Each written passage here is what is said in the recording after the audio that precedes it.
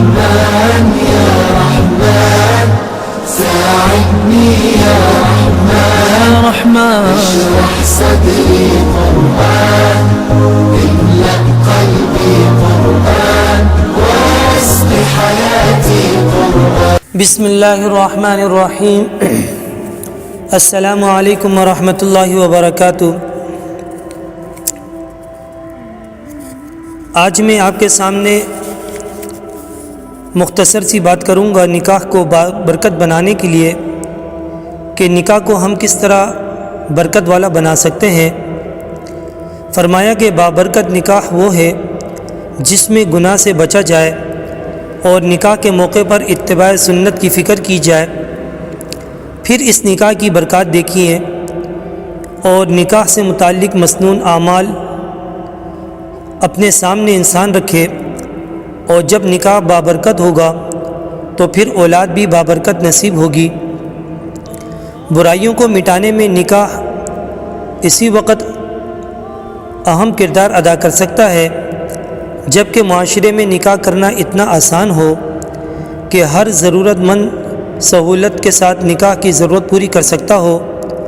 اور تجربے سے یہ بات ثابت ہے کہ جس معاشرے میں نکاح آسان ہوگا وہاں بدکاری مشکل ہوگی، اور جہاں نکاح مشکل ہوگا وہاں بدکاری کے راستے آسان ہو جائیں گے. آج کے دور میں برائیوں کی کثرت کی دیگر وجوہات کے علاوہ ایک بڑی وجہ یہ بھی ہے کہ آج عام معاشرے میں نکاح ایک بڑا پرتکلف اور مشکل ترین عمل بن گیا ہے.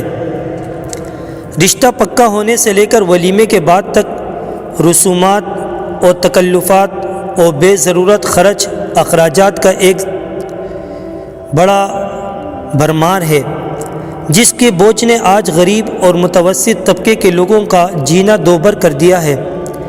اس زمانے میں زیادہ مہر باندھنے کو ایک فیشن اور فخر کی چیز بتائی جاتی ہے، اور محض نام و نمود، ریاکاری اور دنیاوی عزت کے خیال سے اپنی وسعت سے زیادہ مہر قبول کیے جاتے ہیں، اور شروع ہی سے ان کی ادائیگی نہ کرنے کی نیت ہوتی ہے، اور نہایت بے غیرتی کے ساتھ یا تو بیوی کی خوشامد کر کے جبراً اور قہراً مہر کو معاف کرا لیا جاتا ہے، یا پھر پوری زندگی ادا کرنے کی فکر نہیں کی جاتی، اور اگر بیوی مطالبہ کرے تو اسے سخت ناگواری کا سبب قرار دیا جاتا ہے. یہ مہر کی زیادتی بسا اوقات لڑکی کے لیے بھی نہایت مصیبت کا ذریعہ بن جاتی ہے. مثلاً اگر میاں بیوی میں موافقت نہ ہو سکے تو شوہر محض اس لیے لڑکی کو نہیں چھوڑتا کہ طلاق کی وجہ سے اسے مہر ادا کرنا پڑے گا. پیارے نبی حضرت محمد صلی اللہ علیہ وسلم نے ارشاد فرمایا، حدیث کا مفہوم ہے کہ عورت کی اچھائی میں سے یہ ہے کہ اس کا رشتہ آسانی سے ہو اور اس کا مہر کم ہو. غیر مسلموں کی جن کی بیہودہ رسموں نے ہمارے معاشرے میں جگہ پکڑی ہے، ان میں ایک حد درجہ ایک جو مشہور رسم مانی جاتی ہے جہیز کی، جس میں نہایت بے غیرتی اور بے شرمی اور بے حیائی کے ساتھ لڑکے والے لڑکی والوں سے معقول رقم کے طالب ہوتے ہیں، اور car, motorcycle, fridge, washing machine اور دیگر دنیاوی ساز و سامان وغیرہ کی فرمائشوں کی تکمیل پر رشتہ روک دیتے ہیں. اس غیر انسانی اور نامعقول رواج نے آج سینکڑوں نہیں ہزاروں لاکھوں جوان لڑکیوں کو گھروں میں بلا شادی گٹ کر زندگی گزارنے پر مجبور کر دیا ہے. اگر لڑکی کے والدین اپنی خوشی سے بلا دکھاوے اور بغیر کسی جبر اور بغیر کسی مطالبے کے وسعت کے مطابق اپنی بچی کو نقدی یا زیور یا کچھ ضرورت کی چیزیں دیتے ہیں، جیسے کہ شرفا کے یہاں معمول ہے، شریف لوگوں کے یہاں معمول ہے، تو اس حد تک یہ امر بلا شبہ جائز ہے. جیسا کہ منقول ہے کہ پیارے نبی اعظم محمد صلی اللہ علیہ وسلم نے حضرت سیدہ فاطمہ رضی اللہ تعالی عنہا کو رخصتی کے وقت کچھ چیزیں مرحمت فرمائی تھی۔ شادی کی تقریبات میں وہ لوگ جو دینی امور میں 1 روپیہ خرچ کرتے ہوئے رنجیدہ خاطر ہو جاتے ہیں، سجاوٹ اور ڈیکوریشن میں ہزاروں اور لاکھوں روپیہ پانی کی طرح فضول بہا دیتے ہیں اور اس کو اپنی عزت کا ذریعہ سمجھتے ہیں۔ اسی طرح دعوتوں میں محض نام و نمود شہرت کے خاطر ہزاروں لوگوں کو مدعو کیا جاتا ہے اور بلا ضرورت طرح طرح کے نہایت قیمتی کھانے پکوائے جاتے ہیں۔ یہ فضول خرچی اور اسراف شریعت کی نظر میں نہایت بری اور خطرناک چیز ہے۔ آج کل نکاح کی تقریبات گناہوں کا مجموعہ بن گئی ہے۔ ان میں سب سے بدترین گناہ بے پردگی کا ہے۔ سب سے پہلے تو اگر ہم یہاں دیکھیں اولاً تو اب ہمارے یہاں شرعی پردہ ہی کہاں رہا، اور جن خاندانوں میں خوش قسمتی سے اس کا اہتمام اب بھی باقی ہے ان میں بھی تقریبات کے موقع پر کھل کر بے پردگی کا مظاہرہ ہوتا ہے اور اسے عیب نہیں سمجھا جاتا۔ نوجوان لڑکے کھانے وغیرہ کے انتظام کے بہانے بے دھڑک شادی والے گھر میں آتے جاتے ہیں۔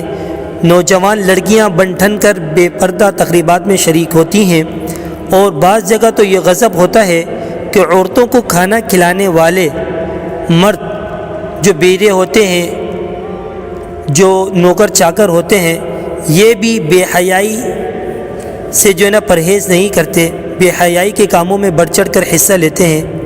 یہ بے حیائی ایک مومن کے لیے سوہان روح ہونی چاہیے، مگر افسوس ہے کہ اچھے دیندار حضرات بھی اس برائی کو برائی نہیں سمجھتے۔ اسی طریقے سے ایک بڑا گناہ جو خصوصاً تقریبات کا ایک لازمی جز بن گیا ہے وہ فوٹوگرافی اور ویڈیوگرافی کی لعنت ہے، جس نے شرم و حیا کے دامن کو بالکل تار کے رکھ دیا ہے۔ نوجوان لڑکے لڑکیوں کے دلہا دلہن کے ساتھ گروپ فوٹو کھینچے جاتے ہیں، پھر انہیں دوستوں کو تحفے میں دیا جاتا ہے۔ ویڈیو کے ذریعے ان کی فلمیں بنائی جاتی ہے اور بے شرمی کے ساتھ ان کی نمائش ہوتی ہے، العیاذ باللہ۔ فوٹوگرافی کا عذاب ہی کیا کم تھا کہ تصویر بنانے والے سب سے سخت عذاب کے مستحق ہیں۔ اس حیا سوز تصویر کشی نے اسے مزید لعنت کا مستحق بنا دیا ہے۔ عقد نکاح جیسی مسنون عبادت اور مبارک مذہبی تقریب میں ایسے بڑے گناہوں کا ارتکاب نہایت جسارت اور بے غیرتی کی بات ہے۔ کاش ہمیں اس کی سنگینی کا احساس ہو اور اس لعنت سے قوم کو بچانے کی جدوجہد کر سکیں۔ اسی طرح نکاح کی تقریبات میں گانے بجانے کا اہتمام اور ریکارڈنگ وغیرہ ایسی واہیات اور قطعاً خلاف شرع چیزیں ہیں جو ہرگز کسی صاحب ایمان کو زیب نہیں دیتی۔ اس سے بہرحال دور رہنا چاہیے اور دوسروں کو دور رہنے کی تلقین کرنا ضروری ہے، اور ساتھ ہی ان برائیوں کے سدباب کے لیے اجتماعی طور پر اور سماجی تحریک کے انداز میں مسلسل کام کرنے کی ضرورت ہے۔ اللہ تعالی ہمیں نکاح کی تقریبات کو بابرکت بنانے کی توفیق فرمائے، آمین ثم آمین۔ السلام علیکم ورحمۃ اللہ وبرکاتہ۔ رحمن یا رحمن ساعدني يا